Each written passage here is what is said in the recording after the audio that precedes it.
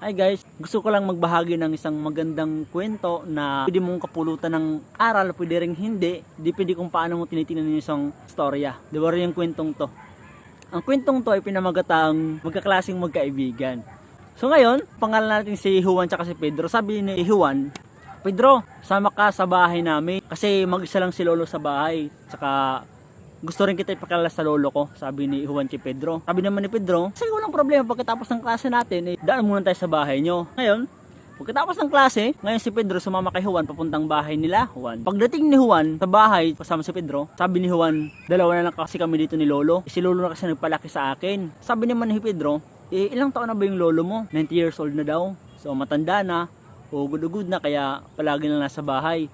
Di na makapagtrabaho ng maayos. So ngayon, si Pedro, napansin niya sa buong bahay nila, alam mo yung lahat ng gamit, dala-dalawa lang. Napansin niya yung upuan, dalawa lang. Pagtingin niya sa kusina, dalawa lang yung kutsara, dalawa lang yung pinggan, dalawa lang yung baso. Lahat ng gamit na pangtao, dala-dalawa lang.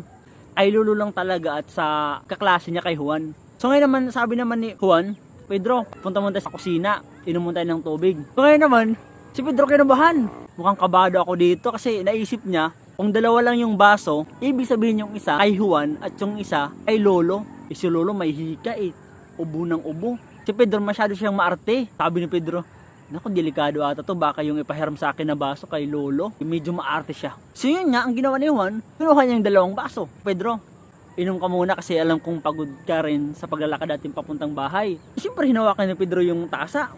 Sabi ni Pedro, naku, mukhang lahat ng anggulo ng basong to, baka na inuman na ng ni Lolo. Dito, iniinuman ni Lolo. Dito baka na inuman ni Lolo. Siyempre, maarte siya talagang maarte siya. Ngayon, iniisip niya, paano kaya siya iinom sa baso? Iniisip ko mamaya kung yung ininuman ko, doon din umiinom yung lolo niya, mahirap na. Yun, maarte nga yung lalaking si Pedro. Di alam mo ginawa niya? Ping! Alam ko na. Dito na lang daw siya iinom. Dito na lang sa parte may hawakan. Ay, ito sure ako. Malamang sa malamang, hindi dito umiinom yung lolo. So ngayon, uminom siya, gumanon siya, oh. Dito siya uminom. Sabi naman ni Juan, hala, ang galing. Para sa galing. Sabi ni Juan, hala, ang galing. Para sa malaki ni lolo uminom, sa hawakan ng tasa.